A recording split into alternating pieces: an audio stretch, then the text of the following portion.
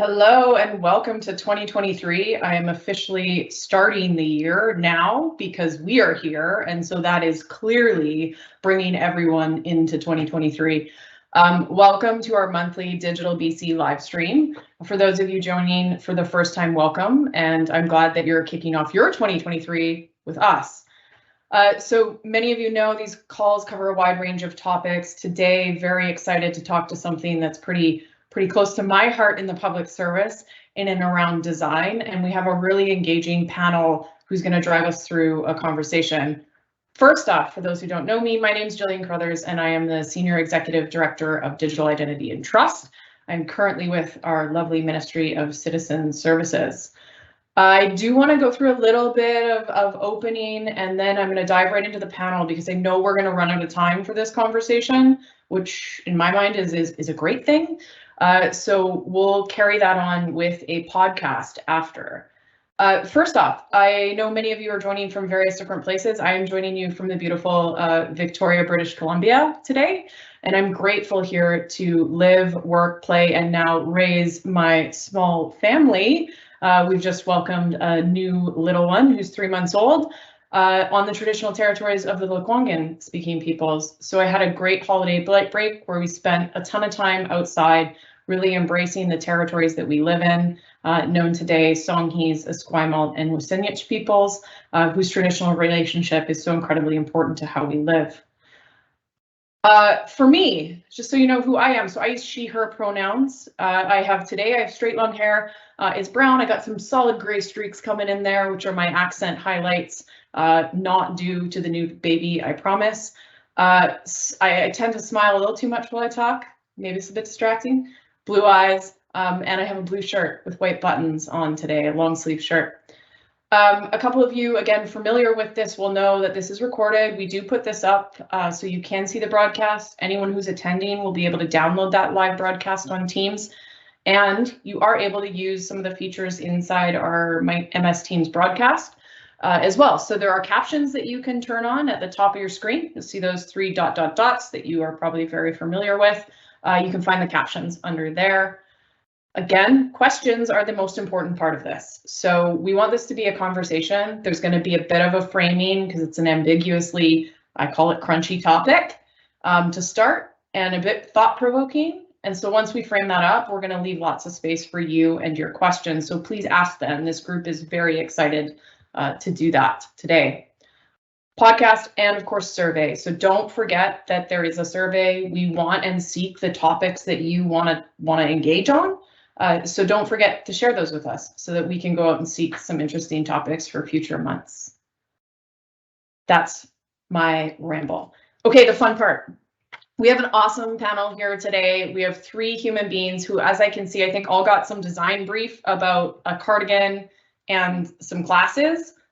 Pretty epic that happened, but let me introduce them to you a little bit here. So Sarah's the Director of Service Design with Government Digital Experience, part of our Ministry of Citizen Services, and she leads a corporate consultancy that delivers design to teams across government. Welcome, Sarah.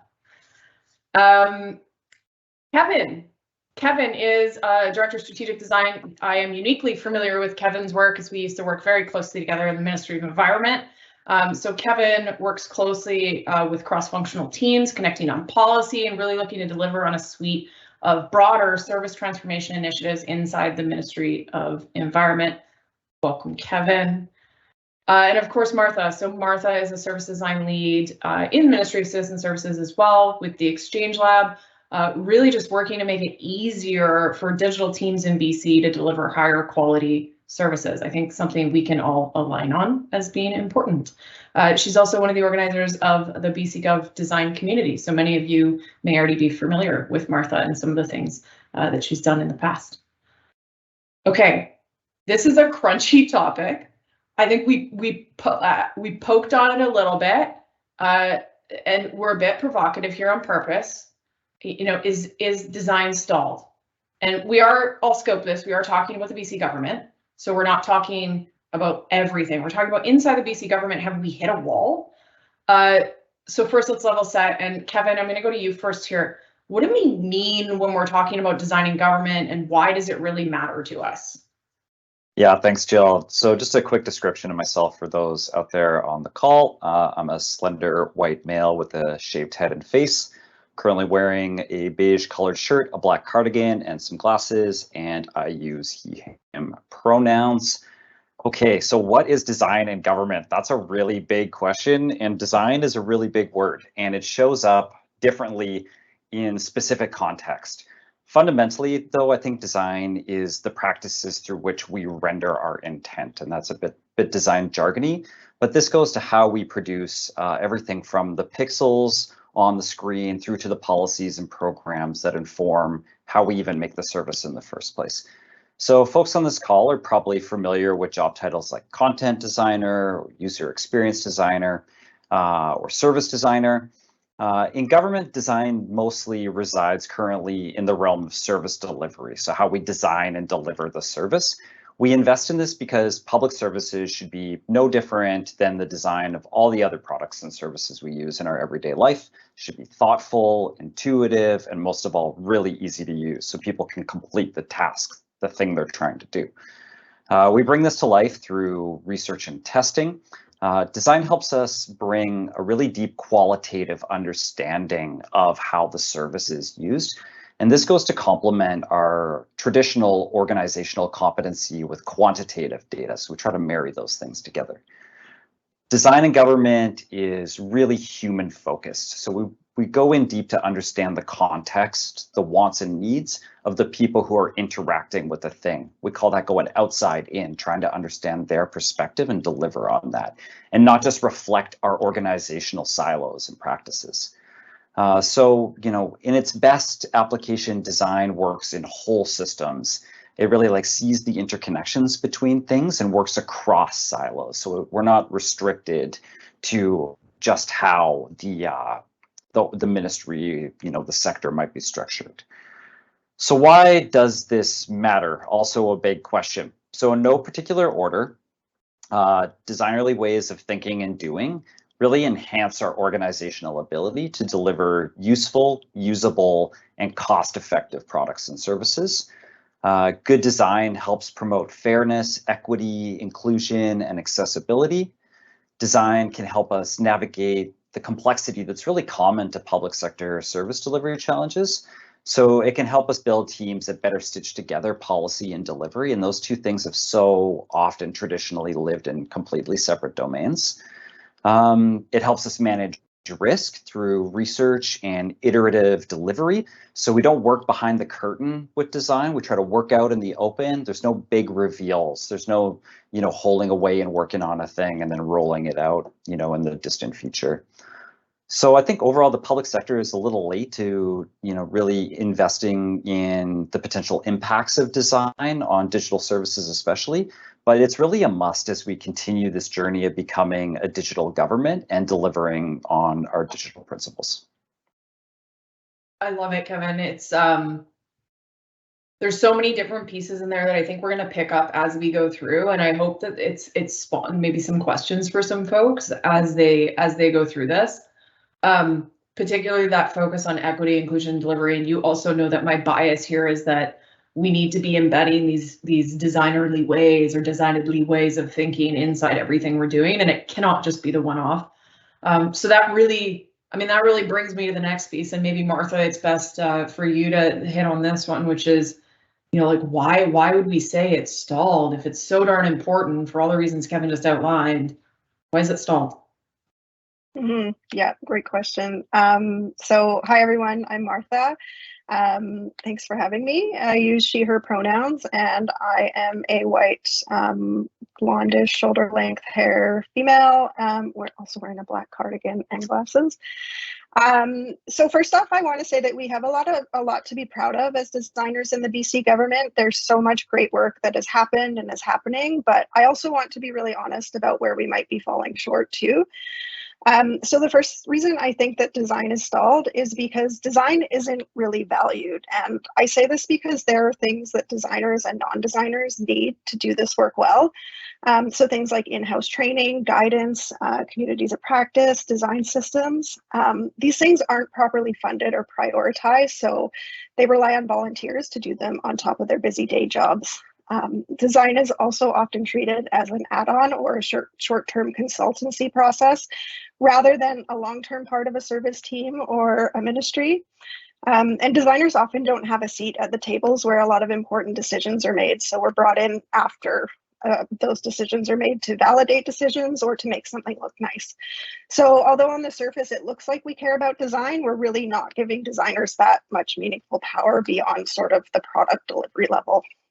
The second reason I think design is stalled is that although we are a rapidly growing community, there's still a lack of designers throughout the organization. I work in citizen services and we're really lucky here. We have a strong design presence throughout many of our teams, but when you look at the larger overall picture, some ministries only have one or two or a few designers, and some ministries don't have any designers at all, as far as I know.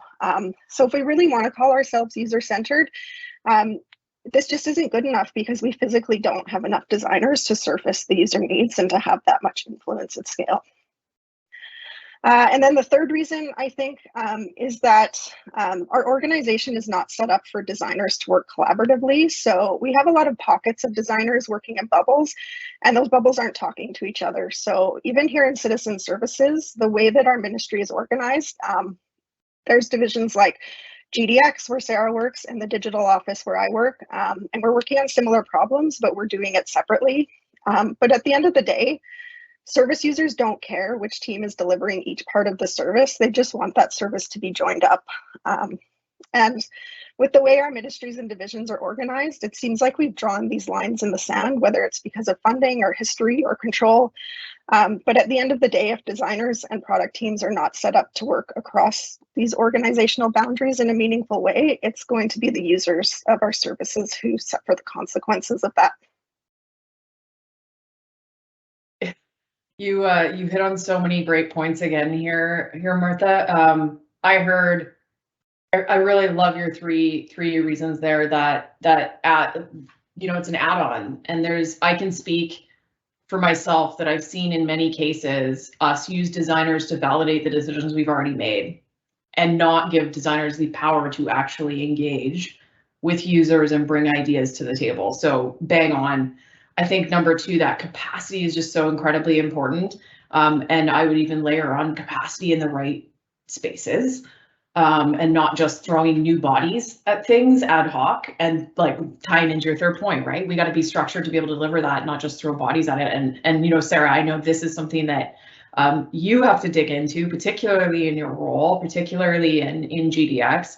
So, any thought? How do we get this installed? How do we create some conditions of success? Like we want to acknowledge that we are where we are here today. We have a place to go to. So how do we start rebuilding that momentum together? Thanks so much, Jill.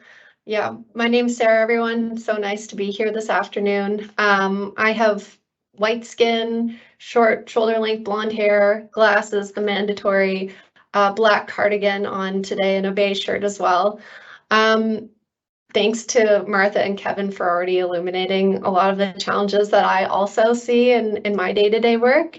I think that, don't quote me on this, but today there's more designers in government than there ever have been, which is a really exciting thing to think about. But there is so much more that we can do to empower them to do their jobs and to make sure that they and their teams are really set up for success and to be effective. And so I think there's so much more we can do to do that. And we need to create some more momentum here to continue this process of proliferation of design across our organization.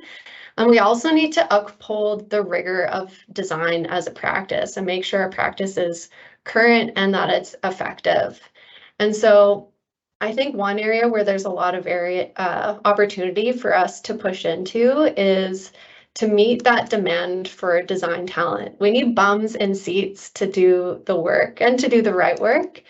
And there's a lot of different ways that can look. I think part of it is having, the HR infrastructure required. So having those job descriptions, having organizational charts that, as examples that people can reference when they're building design into their teams. We can build our talent pipeline. We can build it internally by providing public servants training in service design, whether they want to become designers or want to at least have an awareness of design. And we can also build that pipeline externally. COVID's done us a favor there and created lots more opportunities for remote work. So that's opened up more possibilities to bring designers in. But I do think we need to continue to build relationships with institutions that produce designers and see what we can do to bring them into government. We also need design leadership at different levels of the organization. And I think you can be a leader no matter where you are. We need leaders that know what design is, know the value that it brings, leaders who understand the language of design and can use it consistently across the organization and understand the support that it needs to actually make it work in their context. And leadership that also encourages that cross collaboration across organizations and silos. Much like Martha is saying, you know, the needs of our citizens don't necessarily sit with any one ministry, any one organization. They cross-cut those silos, and we need leaders who are open to working in that way. And I think coming back to training again, like maybe there's an opportunity here to provide even our leadership the training that they need to understand the language of design and the value that it can bring. I think to Martha's point, you know, like we need those practice guides. We need people leading a community of practice who are not doing this off the side of their desk. So not only do we need the bums and seats, but we also need to prioritize that capacity building work by having dedicated staff to it, and not just having designers work solely on government priorities, which are very important. But I think the long-term, you know, life of design and value that it can bring to government needs to have that dedicated capacity building and foundation there as well from a corporate level. 100%. I will also point out as we transition back here that I felt left out, so I put on my design brief outfit, which I am now wearing a black cardigan and glasses so that I am included. I'm also going to do this so you don't have to look at the screens that I'm staring at all day. Not to take away from those points, Sarah. So I think, like, for me, what really stood out about the conversation is leadership's role here. And I will not name who or where, but I've been having conversations with a branch about really ensuring that we're bringing design as a holistic practice into the organization. And I will say there's confusion and a lack of understanding around what that even means. Like, what is service design? What is user research? What is any of those other pieces? And so I think your point and your nod on training is so incredibly important.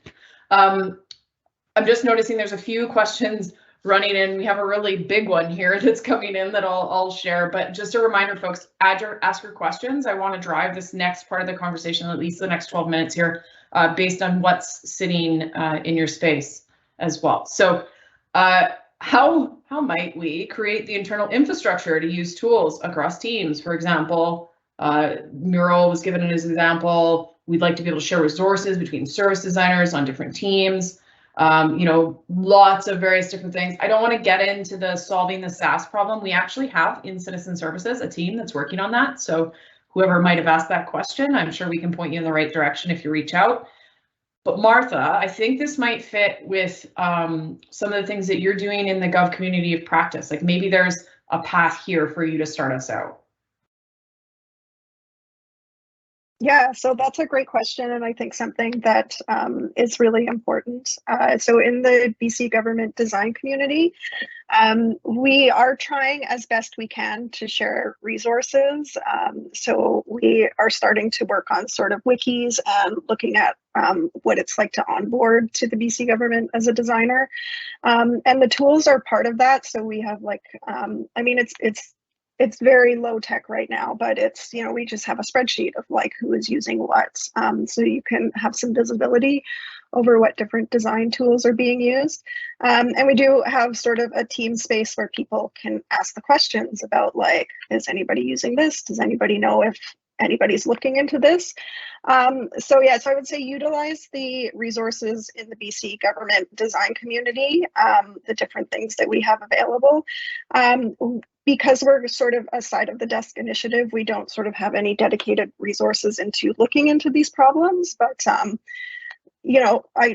think that this is really important, and just please surface that with the design community. And if there's anything that you need or you want, please start that conversation, because we do really want to build that across the different teams that are working in design. Mm-hmm.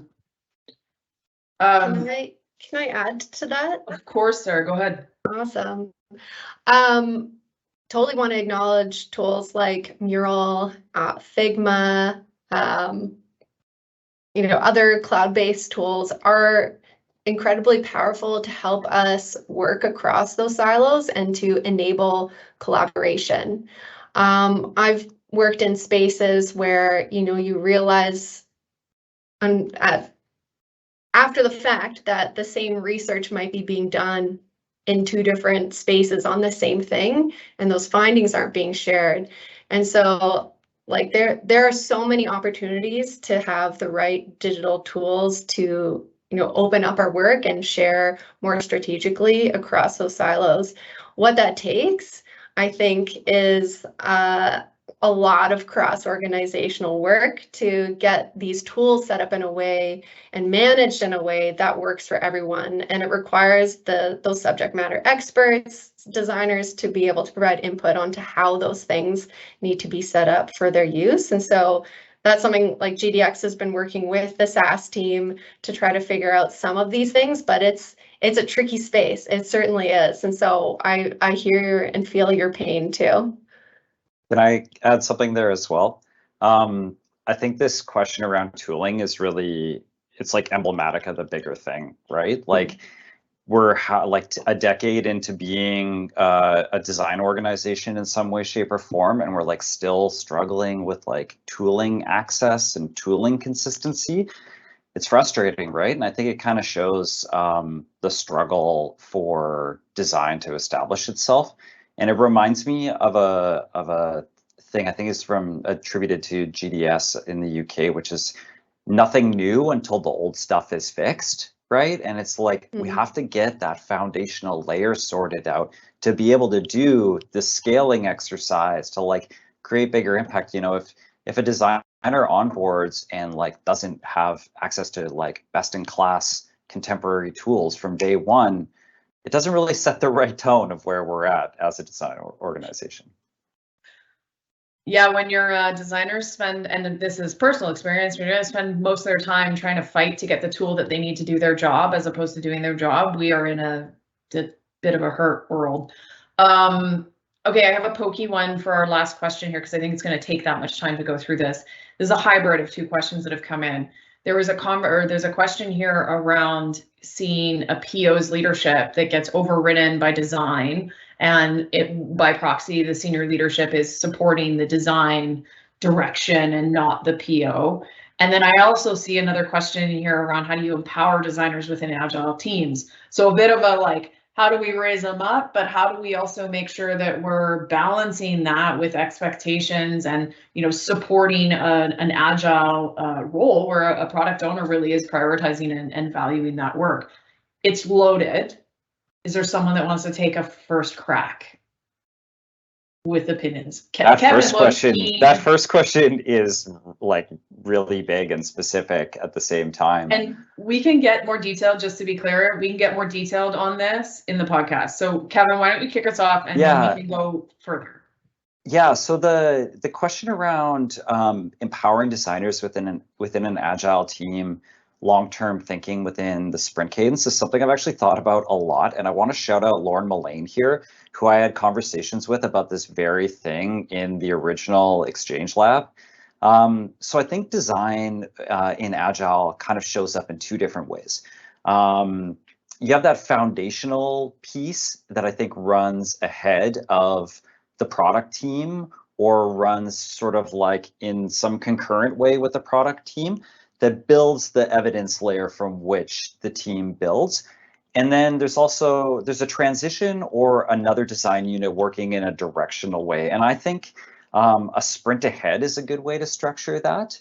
And that can be through a variety of exercises, generally in some kind of like some sort of fidelity of design that is then validated with the user and feeds back useful information to the product team to deliver on through code. I think the point I would make though is that like there's no fixed like perfect model for this. And I always like fall back on context as like sort of a catch-all excuse for why I don't have a very specific pointed answer to a design question. But I think it's just like figuring out what works best within the team structure with the competencies you have and the product challenge you're facing. But I do generally advocate for the design team working a little bit ahead, trying to get out into the backlog and sort through those problems in advance of any code being pushed on like the per ticket issue. Mm-hmm. Anyone else on that topic? Any other thoughts? It's I mean, for me, Kevin, I'm going to pick up your point here on the environment, like that key piece on experiencing that environment. Is just like where a PO, for example, is being overridden or back and forth. I do think your context point is key. I think in there's probably some deeper exploration around why and what's happening and where the skill sets are and where maybe the power dynamics live and exist within that leadership too, and probably what the organization is set up to deliver. So excellent. Okay, we are close. We have 3 minutes. That means that each of you have a proverbial 1 minute to be able to, or less, to describe what you want us to take away today. I'm going to start with Martha.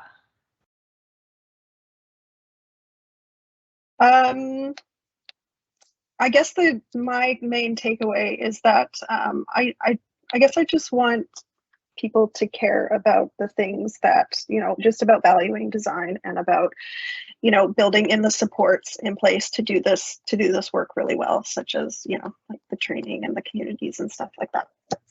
That's kind of my main takeaway, I think. Love it. And lots of questions coming in now. I'll go to Sarah here, and we'll get to the others again in the podcast. Go ahead, Sarah.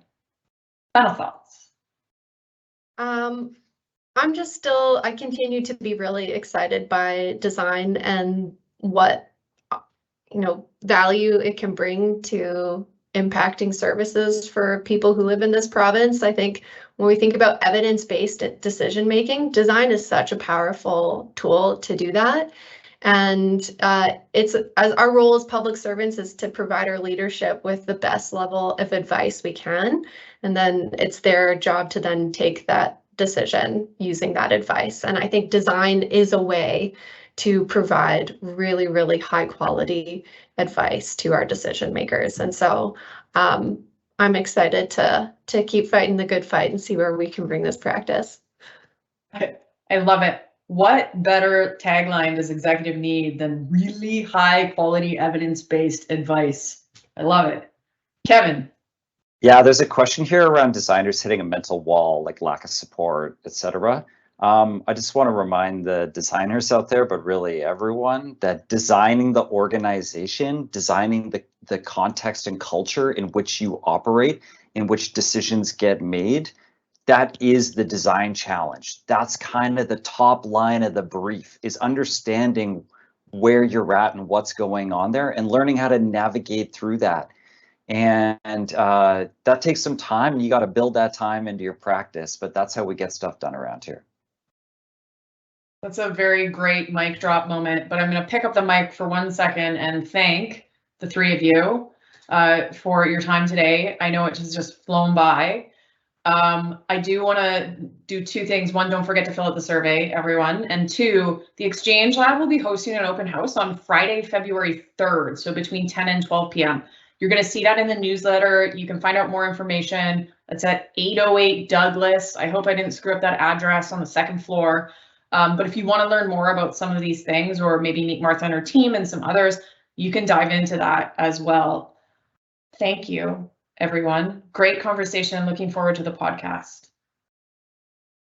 Thank you. Thanks, everyone. Bye. Bye.